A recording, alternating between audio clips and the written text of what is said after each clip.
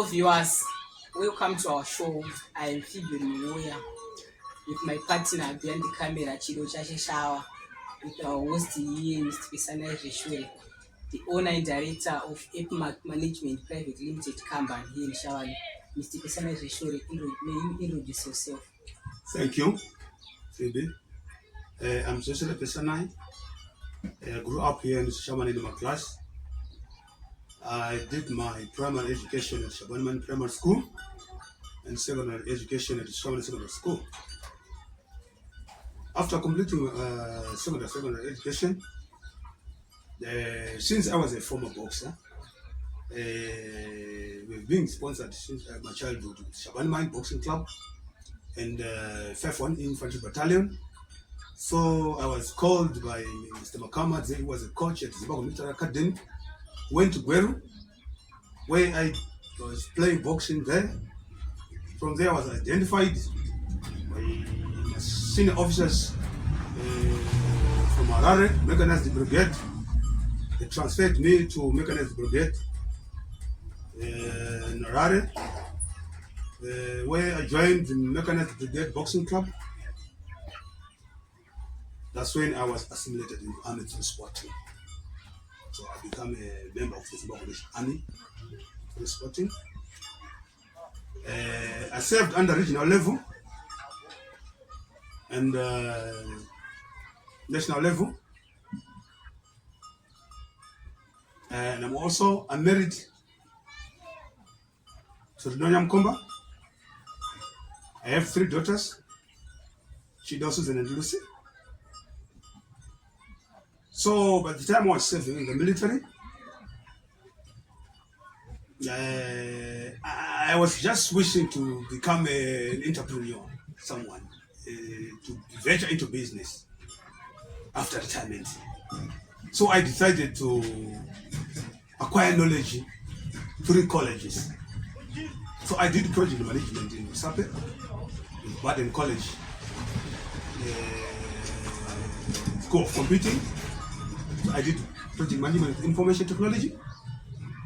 That's where I got the information and the knowledge how to initiate project planning. So after retirement, I did it as a survival skill after retirement. That's why I came up with this Epimac project private limited company. I'm the project director, I'm the project consultant. So I tried to plow back to my community in Maglashi because I identified an underutilized land here in Maglashi. So I just wanted to do something which was so different from the market. If you go to Mandava, you see a lot of people that are cooperative.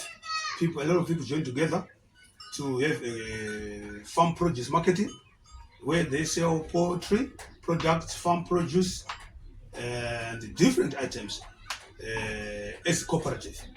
So through the knowledge that I acquired from the project management, I initiated myself.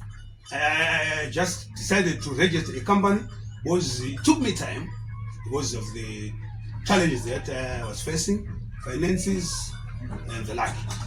So I just took time because I wanted to do things about body. So I registered my own company so that I could run my things smoothly without the end stable with the local authorities and local regulations. So I just wanted to meet all those things and set up a structure like this, which is different, which is not overcrowded, not like that, something which can add value to the product of the farmers when they brought the products here. So that's why I established this thing. Okay, thank you. Before we go deeper with our questions here, maybe our viewers want to know, are you the one who runs from you mentioned the issue of you are the director and owner of this company, right? Maybe the viewers want to know, are you the one who is into the management or along all these areas you mentioned, like environment, mining, and so forth? Okay, thank you. My wife, Chidochashe Mkomba, is the director of finance here. We have Mr. Piri, husband Piri, who stays in Mandava.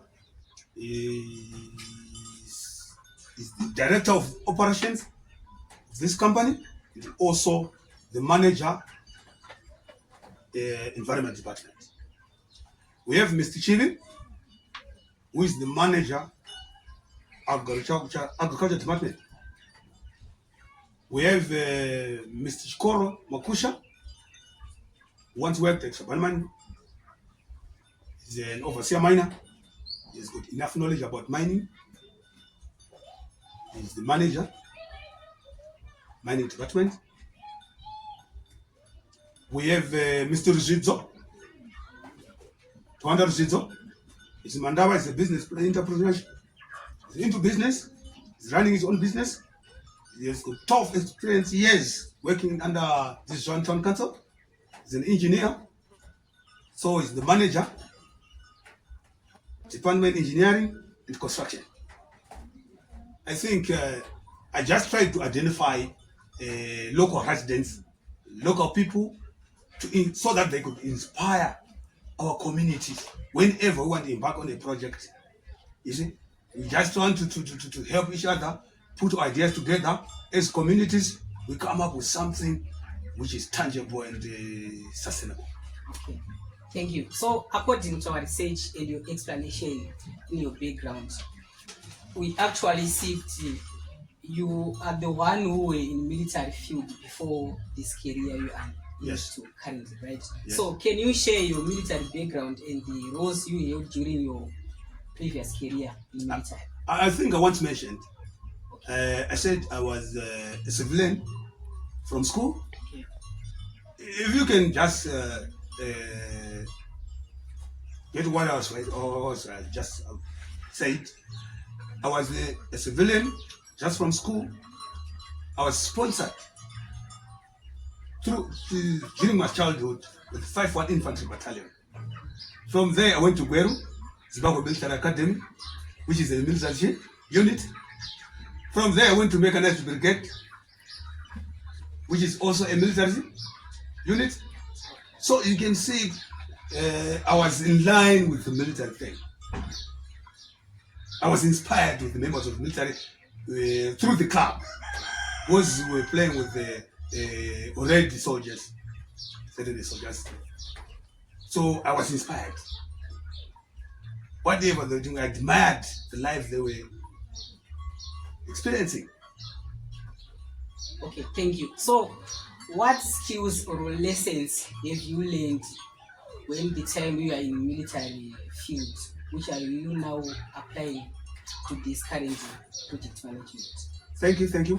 By the time I discovered whatever turn on this earth, whether you're one, whether you're two,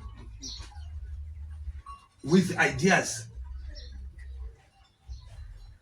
put together, if you want to achieve a certain goal, it's a project. I discovered when I was in the military, I thank God was that blessing while this time I was working in the military, because I discovered a military unit and organization is a project. You get the military personnel. What for? What do you want to achieve to have a military personnel? You want to defend the country? You see? You want to protect your nationality, the people. That's your goal of forming a military, which is a project. So I decided to do a different thing, applying those same skills. Was I experienced and acquire knowledge. Was in the military, you need endurance. There's timing. You have to be time conscious.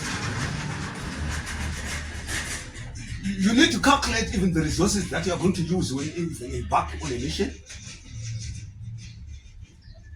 You are exposed to different environment and different communities with the different challenges in life. So you need to go and care for those people, solve those problems in a diplomatic way. It's like even venturing into business projects. You go to the environment, you meet the people, different challenges. You are supposed to be able to apply some of the skills like timing, endurance, patience, discipline, then come up with a project. Because in military, we work as a team. In project, we work as a team. As I once mentioned, I'm the director. I've got director of finance. I've got a management team in various departments: agriculture, mining, environment, construction, engineering. We put ideas together as a team. We come up and achieve whatever goal, what come up with the project. Okay, thank Yeah. you. So I think we are now seeing that you are the one who is mainly focused according to your explanation. So maybe our viewers want to know that by the time you started to venture into this project management, were there any challenges you faced, and how did you overcome them? Yeah, I faced a lot of challenges. Because by the time I retired, I couldn't have enough resources to start this project or this consulting company or management company. I faced a lot of challenges financially. So,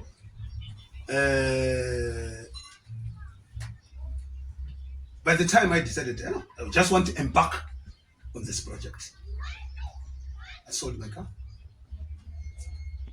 Once owned the Toyota Townis truck. Okay. I sold it, started to construct this structure as an initial implementation of the project. I sold that truck. I registered this company. Because you know, company registration needs money. You need my legal advisors. You need legal advisors, they need money. So I've got my own legal advisor who advised me, who assisted me so that I successfully register this company. So I sold my truck. That's how I overcome those problems for financial barriers to start the project. You once mentioned that you are the former boxer coach, right? Yes. So in your community in Shava and Maglas, right? Are you aspiring the youth, young girls, young boys, for them to take part in that sport? You know, during our time, we grew up. It's different from the situation that we're experiencing today. You can understand that the youth are now indulging in drug abuse. You see, during our time, we never seen such things happening because we were committed to sport. You see, Okay. so by the time I started constructing this and registering my company, boxing is my life. Right. Yes, boxing is my life. I was identified by the Zimbabwe National Boxing and Wrestling Control Body. Did the national coaching clinic. I'm a national coach, boxing. So I came here, boxing was no more. So I'm trying to resuscitate boxing here in Maglasi, Mr. Shabani. I can just give you the example of a lady. Yeah, she's a student at the Great Zimbabwe University. She's on attachment with Shaban properties and amenities. She's doing accounting there. She's a boxer. She was referred to me by Mr. Tapera, who is Nimashingo, is the provincial coordinator of the Zimbabwe National Boxing and Wrestling Control Body. She was referred here to me. She came and I met him. I'm training her here at the back. So we are busy preparing for her so that she can turn professional next month, early next month, September, in Harare. Okay. Yeah, through sponsorship by Sisona. So I'm trying to resuscitate boxing. I've got young kids at primary level. Some of them are preparing for their examination, grade 7 examination. Some that are preparing for their O-level examination. Some that are preparing for A-level examination. So I told them, please, at this time, you concentrate on your education thing. Then after you're complete with this, you come and do some training. So I don't want to do things because I end up being interfered with training and there's a lot of vigor exercises and so you end up telling to achieve what they should have. achieve through Chidochashe. I've got a lot of people, more than 40. Yeah. So, are there any challenges you are facing now in terms of that is not Yes. The problem is there. The problem finances. We need enough kit for boxing. We need enough kit for boxing, gloves, sparring bags, punching bags, the like. But anyhow, I'm working on it. I'm trying to save as little as I could so that I can buy a gym kit. Gym kit. Full gym kit. This catalog I've got it from South Africa, from Macro, so that I can get some equipment for a gym, equipment for boxing kit, so that I can establish. Yes, since I got this stand, I use it for greens, for the farmers, for grocery, and for the gym, for the community. Thank you very much, Mr. Sheshure. You will explain it. Now, we just want to know like the motto of your company, the vision of your company, and the mission of your company. Thank you. The vision of the company is to be a leading company in providing both knowledge and executing environment sustainable development projects in rural and urban communities in Zimbabwe. Our mission is to empowering rural communities through project knowledge for sustainable development in Zimbabwe. That's our vision. Our motto: together we can do better. Yes. So, thank you. According to your motto, you mentioned that together we what? You can do better. You can do better, right? Yes. So, what did you achieve so far from the time you started to the current time now in this community, in this society, in my class? You see, achievement. Right. I see growth. Okay. People whom I know sometime back, they were into poetry, but because of marketing, they were no longer doing that project. They are now coming for advice. They are now coming for the market. Even all rural constituencies here in Shava around here, from the constituency, they are coming. People that bring their products here, farm produce, poultry, from Maziwa, Siboza, Chenunguru Matenda, Berengwa Muroa. They are bringing their farm produce after they complete their project. So I'm seeing growth. And a lot of people that are coming seeking for advice, how they can embark on sustainable projects. So I think I'm in the right direction. People are coming. Okay, thank you, Mr. Sheshure. From my research, I just found that this area, the Shishawani, it is a mining town, right? Yes. So, this environment you are operating in, right? Yeah. Is it that safe, like, from those miners, in terms of theft? Something like that. Nah, so far I've never encountered such a thing here. Okay.